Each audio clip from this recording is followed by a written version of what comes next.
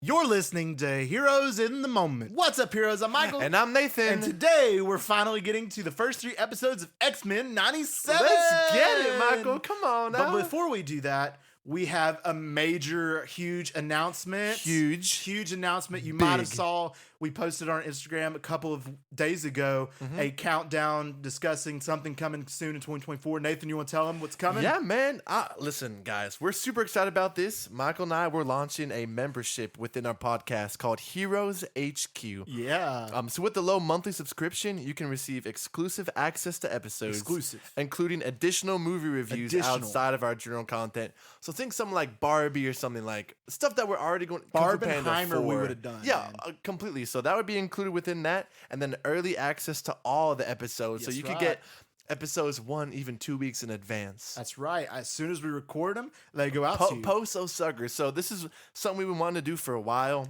We're super excited about it. To spread our wings a little bit, but if y'all would be interested in that, stay tuned because that will be here very shortly. It's coming very, very soon, and with all sorts of additional episodes. We'll be super excited to get to that out to you guys very, very soon. All right, so to get into our topic of discussion for today, that being X-Men 97, the first 3 episodes. We decided to do this one just because there's been a lot of hype surrounding the show specifically recently. We decided to do it weekly instead of a full season just because we feel like it's something that needs to be talked about based off what we've been seeing. I mean, you had LeBron James tweet about it. He was tweeting about it. He said, like, where can I find this show? I don't know, man. I don't know. Google it. Yeah. Maybe. And then later on Twitter, he goes, man, I can't wait for the next episode, Disney Plus. He's like, I found it. He's so funny. He got some help, man. Yeah. Someone showed him what Disney So let's Plus get was. into X-Men 97. And honestly, what can I say except I'm loving this show so far. I think this is super awesome. I think it's big for, Marvel animation, absolutely. Which is included with What If now and this. I know this show has been so successful now that they're looking at making a whole universe within that. So we'll probably be seeing that very soon. Michael, unlike you, I have not seen the original. So you didn't feel like out of place not having seen the original. No, I didn't. I felt perfectly fine. Good. I heard a recap of how the what leads up to the first episode. Right. But I feel like it fits really well. I feel like it's friendly to both, fans of the old, new fans. I felt connected. I felt like it was. Absolutely. It felt authentic to me, honestly. And the best I could put it is it has the same vibes of the original and hasn't missed a beat yet. Yeah. It feels like I'm right back where it was, where it left off. But honestly, in a certain demographic way, is the original felt very family friendly, very, it was geared towards kids, superhero, all this kind of stuff. This feels geared towards the fans of the original. Yeah. And I think that's awesome. And yes, it still has that family aspect. You can still watch it with your family, but yet it feels very adult. And I think that's great. What they've done with that and what this series has been so far. And so far within the first 3 episodes, I must say, like, this is some really good content that Marvel's cranked out with these. This animated special. I mean, yes, it's technically not MCU, but it's the same studio. Yeah. And who knows, may adapt it in the future to where it is MCU in some capacity if they decide to bring these characters into live action as their X-Men, which I wouldn't think after watching the show. It's not too crazy. It's not too crazy of an idea based off what has been said. But so far, I'm absolutely in love with the series. I think its characters are great, well written. And surprisingly at that, like, I didn't think it'd be bad by any means, but I didn't think it would be as good as it has been when I was going into it. Yeah, I saw even they have for the original voice actors that came back. I think Wolverine was one of them. I think Beast maybe. Anyway, there's 4 of them that came back, and apparently all these people I know who have watched both, they're like, man, it really upholds that same kind of tone. They do. And even the other voice actors that are not the original, they do a good job capturing the original. Yeah. And what there was like in these characters. And these characters are done super, super well. So let's get into the first episode. To me, my X-Men, to get in with what we're talking about. So I have to say, this episode was a great starter. I've seen some complaints. It's not like a huge complaint about the series, and that being they feel like it's going fast. Yeah, it's going very fast, and that it's going boom, boom, boom. And honestly, for me, I actually like it. I think it keeps you engaged, and I feel like a lot of series that could have fillers, it could do this, it could do that, to where it gets you fall behind, as we know and well familiar with. Mandalorian. Bad Batch, a lot of those bad that batch, aren't bad shows, Yeah. but are just kind of watered down by fillers. And fillers are not necessarily bad, but they're just they kind weren't of good purposeless, fillers, right? But with here, there's no fillers. It gets straight to the point, and I personally like it. Yeah. And they're fitting, I mean, X-Men has a long history of comics, and they're fitting several of these comics into these episodes that are multiple comics. And I think they're doing a really good job. What do you think on that? Listen, I definitely do. I think the characters' interactions are genuine. Everyone just feels to have their certain identity, and I think they really capitalize on that. For me, the only really tick I had with the first episode is I felt like the dialogue was a little too cheesy versus some of the other ones. That took me out a little bit. But I also do appreciate, like you said, how fast it shows. How fast the show goes.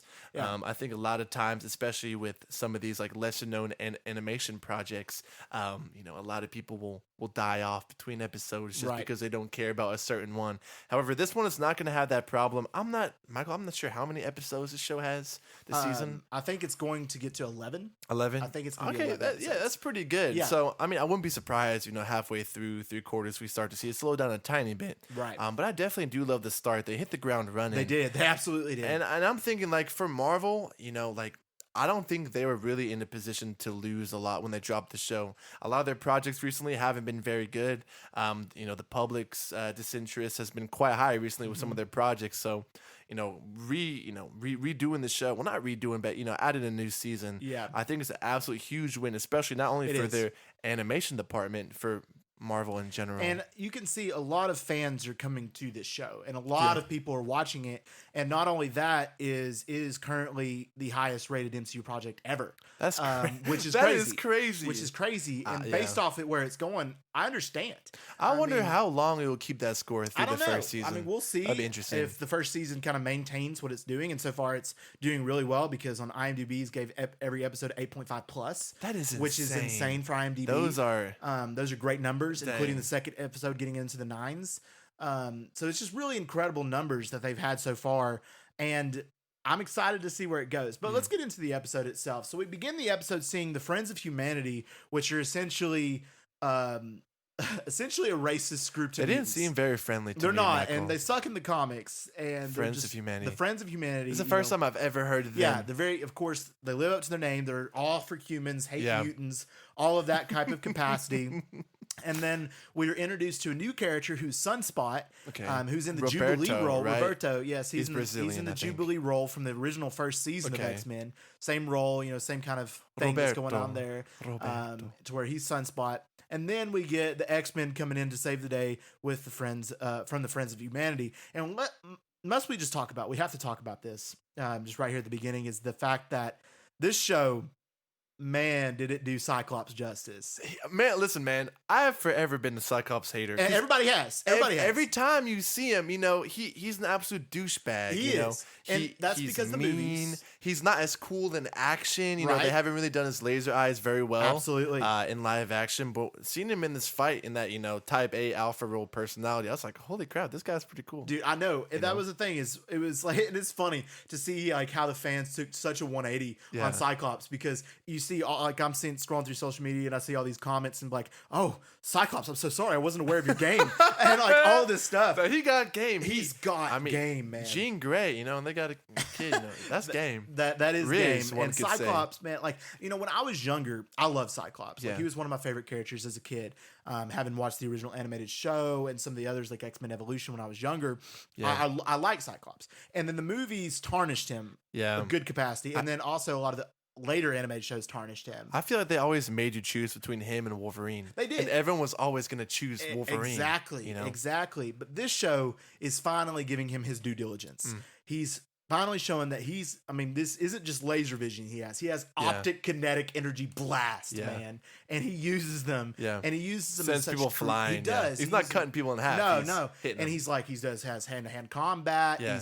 He's a leader. Yeah. And he's proven himself as a leader. And it's such a good role, and I'm loving Cyclops. He was the MVP of these first 3 episodes, and I'm so excited to see where he goes from here. And we'll talk about his next scene here in a couple minutes when it comes to this episode. That was just awesome. But to get some other characters, some other highlights is Jean Grey. We find out a little bit more things going on in the next 2 episodes. But with Jean, we have her. She's, same character, super powerful. Obviously, she's pregnant in episode 1.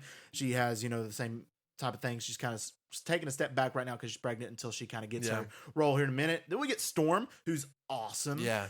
Storm has done so well in these 3 episodes. Like, I can't even describe. They do Storm perfect. Like, they finally give Storm her due diligence. I like the costume redesign. She looks good. I like what they added. And man, just all the action scenes really in this first one just blew me away. Oh, they were. Especially the Sentinel fight we'll talk about individually here in a second. It was just incredible. Then we got Wolverine. I mean, what can you say about Wolverine? What can you say, Bub. I mean, you love Wolverine, right? You always he's a great character. Great in this role here. He's also, I think it's interesting because, in the past, most X-Men, they lift Wolverine up, right? He's the main character in the movies. He's the main guy.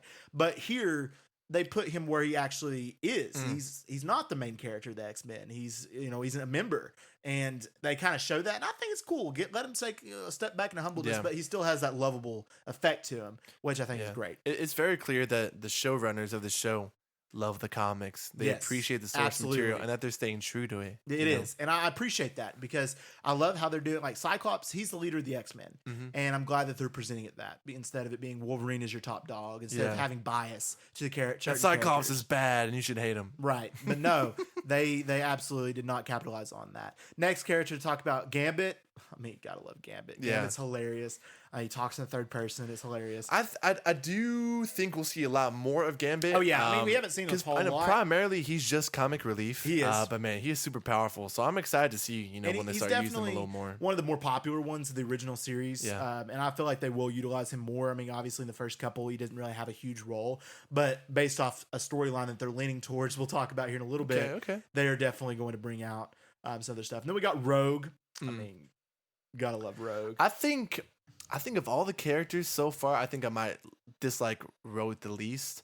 I think just some of the voice acting and some of her intentions just, I don't know, they just don't sit right with me. Yeah, I don't feel as connected to her. Okay, I like characters. Rogue. I like Rogue a lot. I think Rogue's cool. I mean, just because her powers of being able to just absorb and take people's abilities, like she can fly and she has super strength because of Captain Marvel. She took Captain Marvel's powers because she held on to her for a long period of time. I know, clap, clap. Made her unconscious. But we love Rogue, and I personally do. I think she's great, and obviously she's building up towards a storyline we're getting in the future episodes as well. And we got Beast, Legend Beast. I mean, he's the intellect, he's the smarts, he's the one. He's got some great one-liners, and he just utilizes all this stuff very well. He's like he's back. I mean, he's Beast, and he's funny. He's funny without trying to be, and I appreciate that with Beast. One thing that I've seen a lot is a lot of the fans of the 90s. They were saying that in that show he does a lot of monologuing. He does. That he has a lot of dialogue, and they appreciate how they kind of turn him down a little bit. Right. They do. And, I mean, he gets into a lot of the sciencey stuff, but instead they're just more like he gets to the point, which I think is cool. But also just love Beast talking how he talks. He's such a nice guy. He's a lovable guy. He's just here to help. I would give him a hug. I would give him a hug, and he wouldn't rip you apart like others would. So I appreciate that with Beast. Yeah. And then we got Morph, who is comedic relief. I mean, what else can you say? He's comedic relief. In the original series, he was actually introduced in the series. He's not originally comics, really, like these other characters are. But he was introduced in the series. And obviously, he's become a main character here. He wasn't a main character in the original. Yeah. He was in it, but he wasn't a main character. Okay. So now he's a main character. And I think he's cool. I mean, he's funny. He's witty. All that kind of stuff. But he's just kind of there. He's kind of there, honestly, for cameos, is how I feel like. Because you see him, he turns into Archangel, turns into Psylocke, he turns into Magic, he turns into a lot of different characters. That's kind of what he's there for. He's there for cameos. Which is cool, though. I think that's a cool way to display cameos. Yeah, I like it. And then we got Bishop, our man from the future. Bishop is so cool. Bishop's cool. Bishop's cool. Man. I mean, he's cold. Yeah, he is cold, man. Cyclops is blast, and he's just like, he's sick. And not only that, but he's time traveling. He's a cool dude. He's a cool character. And I mean, in the original, he had the long hair, and now he's got the short hair. He's a tough dude. And I think they do him justice here. I actually was surprised that they made him a main character. Because in the original, he wasn't a main character either. He was just kind of in certain episodes. So he wasn't even really a side character? No, he was maybe in 5 episodes across the board. Wow. In the show. Maybe more than that. I can't remember exactly. But he wasn't in it a lot. He was just a guest guest appearances. Guest appearance, is what he was. And then we have Jubilee, who's my personal least favorite. I think Jubilee's cool in how they did her here. Like that whole dancing with fireworks scene, that was amazing animation. I will highlight that. It was beautiful. Great animation. But honestly, she's just not my favorite. I do get the vibe that the show is trying really hard to, kind of push her character. I don't know. Do you get that same feeling? I don't, and I'll tell you why. Is because in the original series, it was more so. Really? Okay, so she's a pretty big character in the original? In the first season, she is. Okay. The first season, because she was kind of the focal point, she was the sunspot, right? She was the character that X-Men found, and the Sentinels were chasing after her, and all these people were wanting to get rid of her, and then they took her in. Yeah. So she had a lot of screen time, a lot to do, a big character in the first season of the original X-Men. But here, she's just kind of there, and she's kind of there for emotional support. She's that witty teenager. She's just kind of there to hang out and be friends with Sunspot and kind of be that mediator there. Yeah. So she's not so bad here, but she's just out of all the lineup, she's probably my least. Got you. If I had to pick. Got you. In my personal opinion. All right, so for the rest of this series, we get some other cool stuff with them helping out with Sunspot, like going to the club, and then we get them going after Trask for trying to defeat the Ultimate Sentinel. They're trying to find that out, and we get this awesome fight sequence. You want to talk about that a second? About the Sentinels. Are we talking about episode 1? Episode 1 still, yeah. Yeah, listen, man, some of this animation I completely did not expect from this project at all. To be honest, I kind of had low expectations going in, but this piece was beautiful, man. Dude, Lauren, my wife, she looks up. She's like, "What's going on?" I'm like, I'm not completely sure, but I'm captivated right now. I'm enjoying it. Yeah, I mean, I just think they were in the plane. And they're just having a normal conversation. I mean, I love their interactions and how they communicate. I mean, they communicate like a family. It feels so natural. It does. And they nail that team aspect they do. Better in this, in this episode than I'm trying to think. Since a long time, really in any What If episode or anything animated recently that they've made. Because, I mean, they're a family. And you can tell like they spend all the time together and they know that aspect. And then the plane gets destroyed and they're ready. And they know it, and they're all flying. They're all catching those who can't fly. And then you have Cyclops, who's a man, and just uses his optic blast to catch his fall, and then land that superhero landing, and then says, "I've never seen him do that." Dude, I know he could do that. To be honest, I've seen him do that, but not in like an animated show. But like this animation was so beautiful in him landing, and then him landing and delivering that amazing line to me, my X-Men, like chills. Come on now. It was such a good line, such a good dialogue. And I've seen a lot of people going, well, maybe. But a lot of people were like, I'm sorry to say it, but I like To Me, My X-Men better than Avengers Assemble. And I'm like, okay. I mean, I could see that. To Me, My X-Men. To Me, My X-Men. Yeah, was that the first time you said it in the episode? Yeah. It was super good. I do love just how creative they are with him, in his use of his eyes. Like in that very first fight in the warehouse, he's trying to get across the warehouse, so he shoots his lasers against the wall. Yeah. They like boost him across the room. Yep. That just came to my mind. I was like, holy crap, that is cool, man. It's the way he uses it. It's just so much better. I've never seen him in a light like this before. No, because most of the time it's just pew pew. I know, pew pew. It's like I don't like this guy. He's using it, and it's really cool how he's doing it. Was not aware of your game, my guy. I'm so sorry. Shout out Cyclops. Shout out Cyclops. I was not familiar. And then we get the cool Sentinel fight, the X-Men. We get Rogue RKOing a Sentinel. We get Wolverine and Gambit highlighting his claws to go explode. That was super cool. There, that was cool. And then we get Storm. We need the forecast and delivers that line. And then Sentinel goes mega level mutant detected. I'm so glad they included that because they're finally giving Storm her due diligence as well. Like they're giving her that moment to show how powerful she is. Is she the most powerful X-Men? Ooh.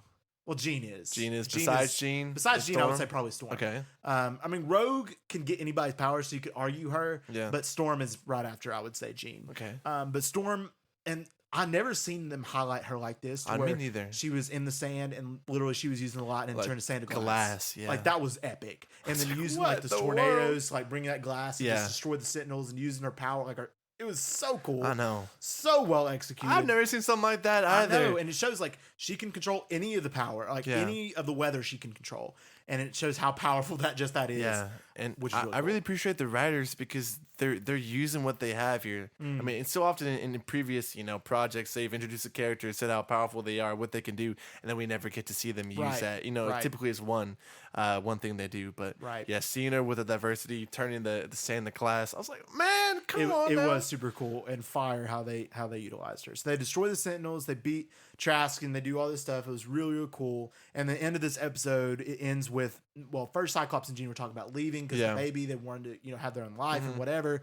And then you had Magneto show up there at the end. And that's my favorite part. Oh, it was super cool. And Magneto is him. Yeah, he's him. Really, he's him. And we'll talk about that in episode 2. But he's him. And he walks in and saying, "Hello, Charles has left me. Is the will he left me the X-Men the big old mansion." bomb drop. Yep. And then he uses the line, "To me, my X-Men" later, and I think that's kind of funny.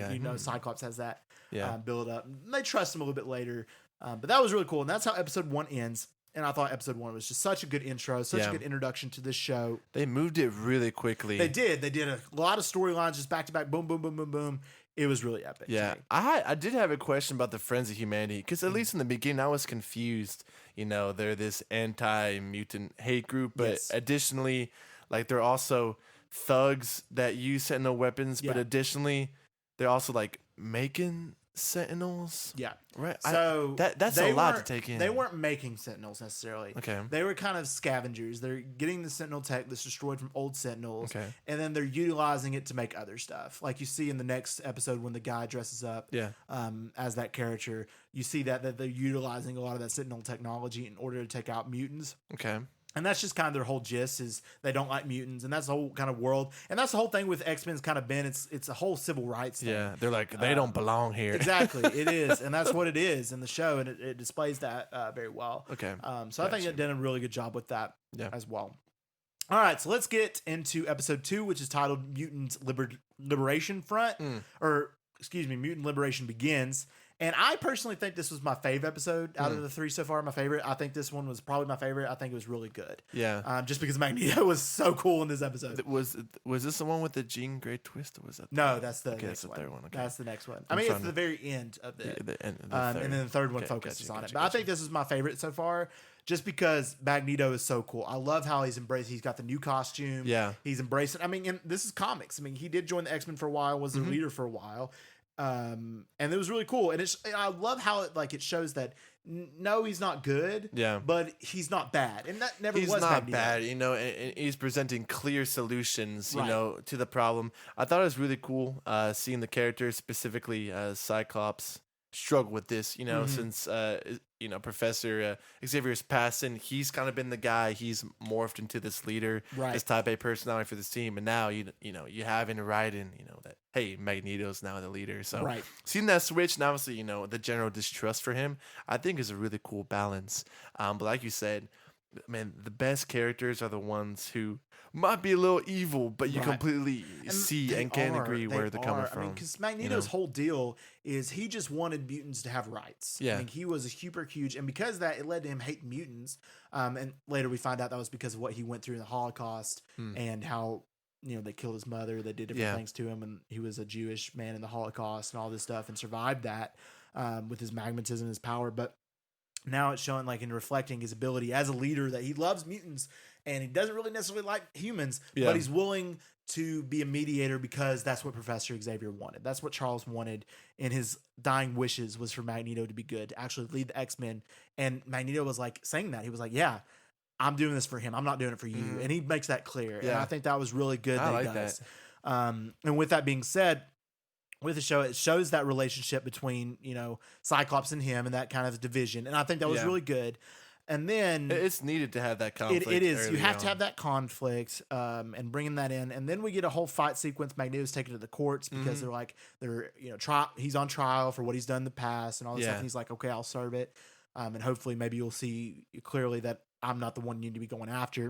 And then they're attacked by this these people that are anti-mutant. They're like, oh no, we got to get rid of these guys. And in this debacle, you have Storm stops a missile, right? Storm is fighting. She's doing this crazy stuff again. Also has a cool scene, but then she gets shot with the blast, loses her powers, which was brutal. And Magneto gets ticked. He's mad. He's like, Storm.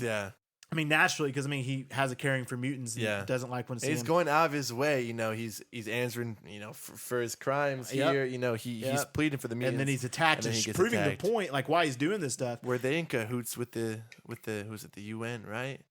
The group that attacked the mutants. I don't know. Was it a separate attack? I don't know. Because I always get the feeling that they were kind of they were kind of put in purpose. Yeah. It could have been, but based off what happens after, I'm not so sure about that. But then Magneto takes him. He was like, "Forget this." So he takes them all into the air, and then he delivers. Like, I was not expecting this in this show. Like, I was not. You had the music bumping. Yeah. It was like epic music. Yeah. And then like it was like Hans Zimmer level. I was like, whoa. And then I was like, something about to happen. And then he delivers like this amazing speech. That like was so good and so well written. And I was just like, whoa. I was like, I had to watch that again because I was so immersed. And he was telling him like about like he was showing him up. He's like, I could kill y'all right now, but he's like, he said something. It was like, don't make me let you down. And that was like, it's the biggest flex I've ever seen. It was. He's just like, he could easily kill them all right now. I could kill you. But he was like, no, I'm not going to. I've proven my point. I'm here to do good.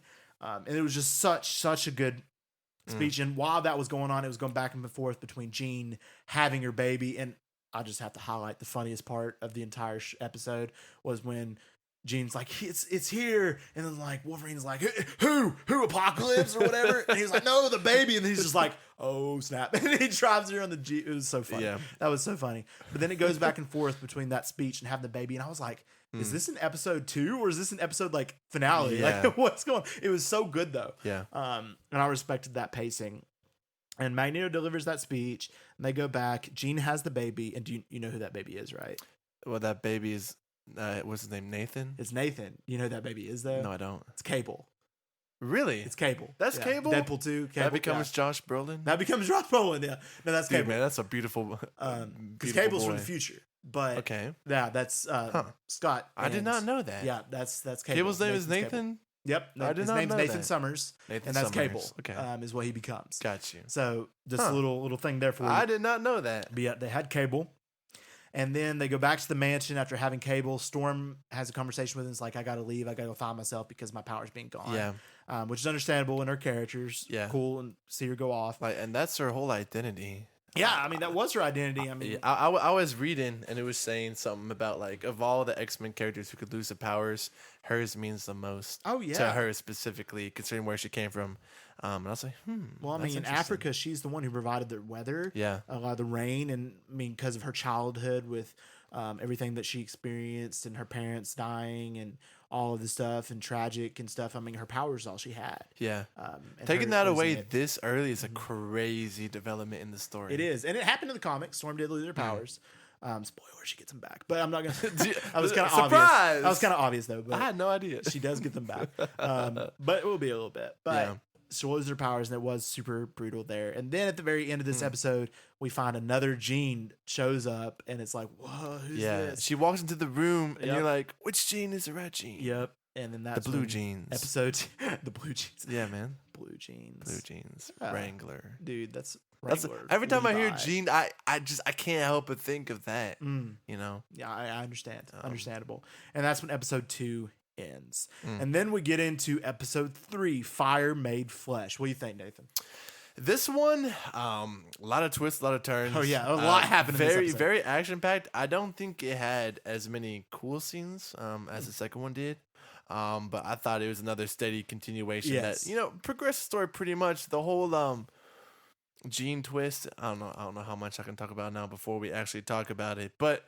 Man, I didn't know any of this stuff going into this episode. I was not expecting it. Yeah, so we know the Jean that showed up is the real Jean. She's a real Jean. She's the actual Jean. She's a little dazed. She's a little confused, but she got the right spirit. She is a little bit dazed, confused, and not exactly knowing what's going on. And what we get in this episode is like several different comic storylines merged together in one. That was super big and super like, whoa, this was crazy. And they did it all in one episode, which I thought was really crazy because the whole 2 Jean debacle was actually like a whole comic run. Actually, so to do this in like a really big thing in one episode, was I did not know that it was. So, I mean, which comics and from how many comics are they pulling together? I mean, how are they taking multiple storylines from different comics and putting them into one storyline? It's all one storyline all together, but they just kind of put like these big points like all this stuff that was kind of accumulating to in one instead of spreading it out and making like, I mean, this storyline could have been a whole season. Like, it could have been. Yeah. And that could have been a finale to the season. I mean, as what happened there. But they decided they got other stuff to do. And I'm sure the purpose of X-Men 97 is to get in a lot of these X-Men storylines that we didn't get in the 90s. So I understand them putting that into one. And honestly, the way they executed it was really well done.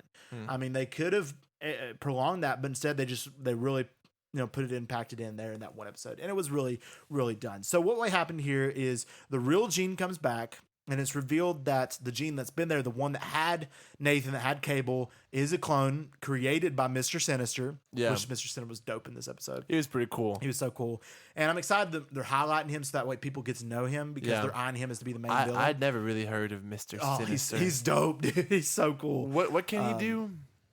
So his whole thing, he was a scientist from the 1800s. He's experimented on mutants and kind of steals their powers. This is kind of just and kind of puts him in his own. It's how he survived this long.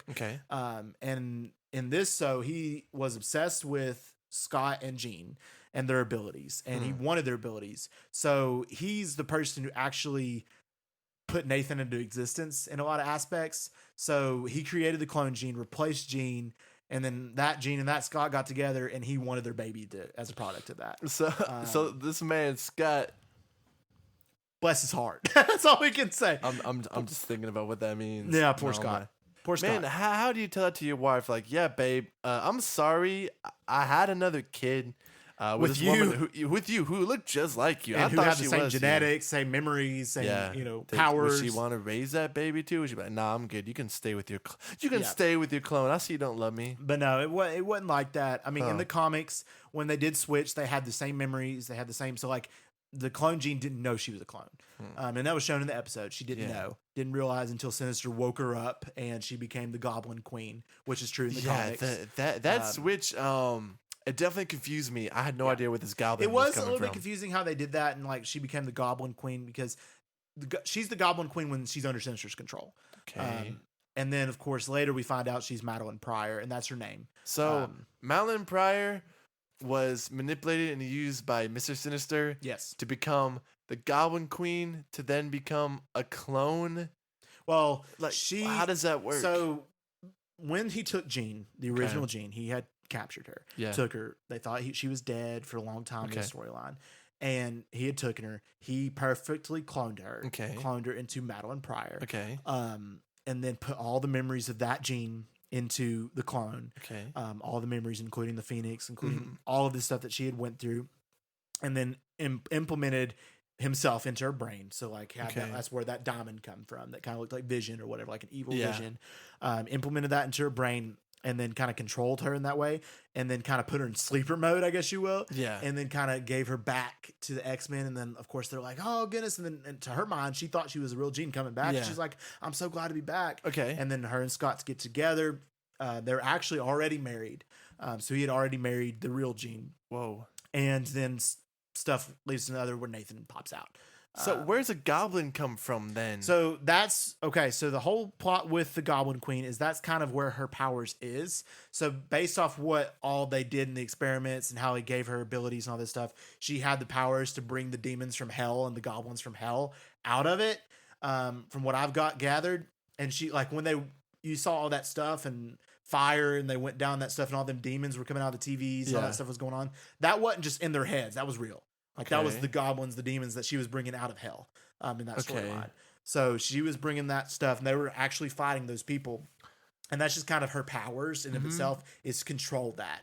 And then Jean was able to stop it and put everything back in place because of her powers. There was a Goblin Queen before Sinister cloned Jean? No, she is the Goblin Queen. It's Madeline Pryor's the Goblin Queen. Okay. Well, how did Madeline Pryor become the Goblin Queen? Based off what all Sinister and the powers that she has in her. This is so confusing. It is confusing. He cloned her. She became Madeline. She became Jean, the clone of Jean. She became the clone of Jean. And then when Sinister takes her over, she becomes the Goblin Queen. That's just kind of her nickname, like her villain name. Okay. To where she has those abilities to bring stuff out of hell. So he gave her those abilities. Yes. Okay. And then whenever she wanted her own identity, and that's when she becomes Madeline Pryor. Okay. It's confusing, but it's a whole comic run. I know it's hard to explain. Okay, so she's cloned. She's regular clone Jean. Yes. And then her sleeper mode is when she the wakes up, the Goblin, Goblin Queen. which the powers are given by Mr. Sinister. Yes, exactly. Okay, that makes sense. Yes.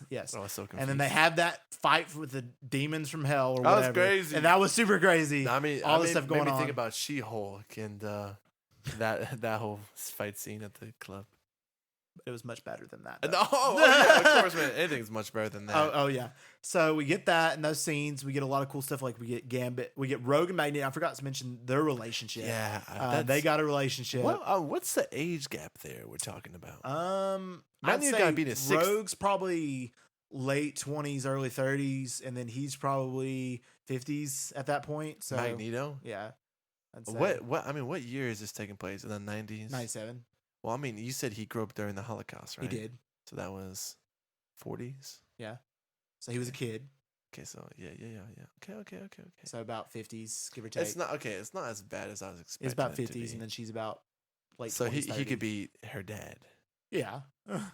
Let's see. I'll Google it right now. Man, I'll Google it right now. Let's see. Sus. How old is Magneto? I'm gonna say 60 years old. I'm gonna go 60. X-Men 97. He's a past child of the Holocaust. We know that. It says that. So he would be around. It's sparking up the romance between him and Rogue. That's what is popping up here. Yeah, that's the first story. That is the first story. Rogue is most likely in her 20s. I guess that 20s. Okay. And he's most likely in his 60s. It says probably. So, I mean, give or take. So, oh man, teach their own. Yeah, teach each their own. Hey man, it's legal. But yeah, that definitely threw me for a curve. Yeah. And plus, especially with Gambit, poor bud, he loves Rogue. I know, man. And it's like, imagine they end up together. If a girl like you liked was going for a 6-year-old man. I know. That was just cooler than you were. Well, I think a lot of it is because of what he experienced, and he accepted her. Yeah. And she was not real accepted, and all of that kind of stuff. So you get it in that way. They trauma bonded is what you're saying. Exactly. And then Gambit wants Rogue. So yeah, it's of course, man. But they'll end up together. Good. I'm glad to hear that. All right. Then we see Mr. Sinister taking the baby, the Goblin Queen fight, and then Mr. Sinister putting the baby in the thing, and then they get the baby out. The baby develops the techno virus, which what makes it become Cable later when it's older. And then Clone Gene does overcome the Sinister and goes with them and helps them take back the baby. And then I thought the clone was the Goblin.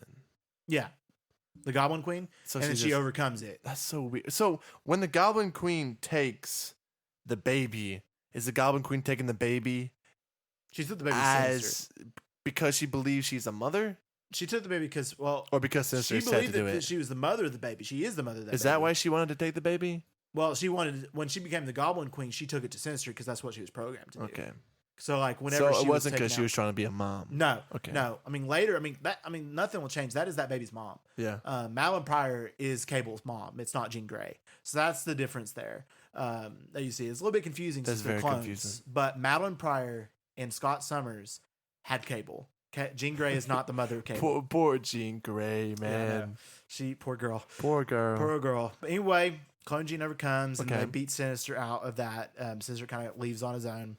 Yeah. And then they take him back and they're trying to figure out how can we fix Nathan. He's all this. And they realize the only way to do so is for Bishop to take him into the future.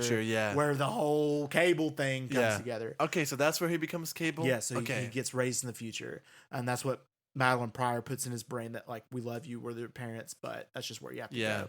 So what condition did he have? The technovirus. So this is a condition that he never gets over. Okay. So that's like why Cable has that metal look to him, is the technovirus. So before that, he actually has the same powers as Jean.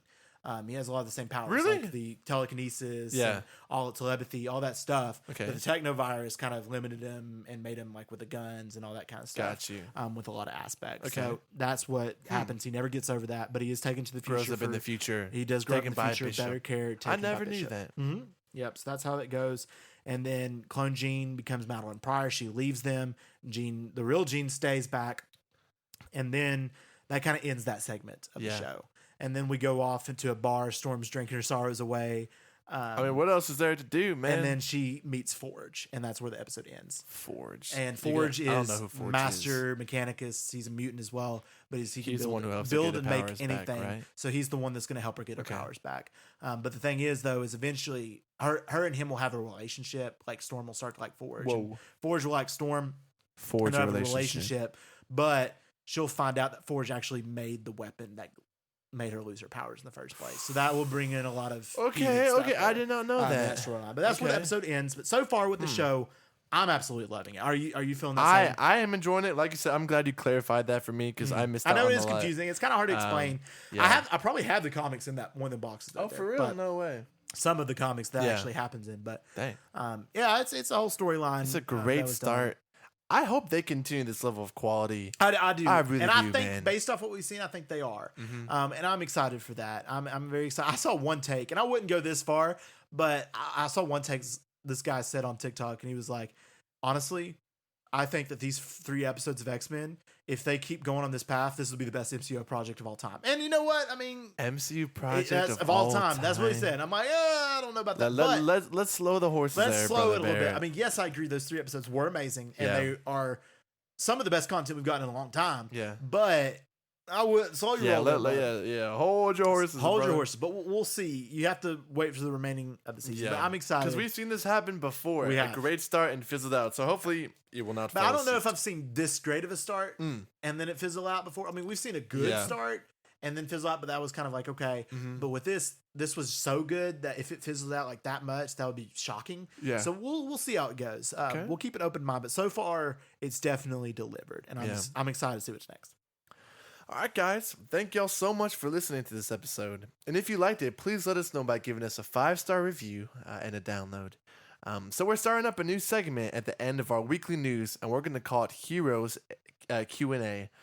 So basically, you're just going to shoot us a question either in our DMs or on our Instagram comments, and we're going to answer them at the end of our weekly episodes. So every week we'll have that specific segment. Send us the questions, and then we'll get to it, give our thoughts about it. And then also, like we mentioned earlier, if you want exclusive access to episodes, including additional movie reviews outside of our general content and early access to all of our episodes, feel free to subscribe to our membership, Heroes HQ. So that will be coming very, very soon. And like we said before, Michael and I, we're very excited to launch that. And then lastly, if you want to stay up to date with all of our new episodes and announcements, check out our Instagram, Heroes in the Moment. And we just want to thank y'all for listening. And as always, we love you 3000.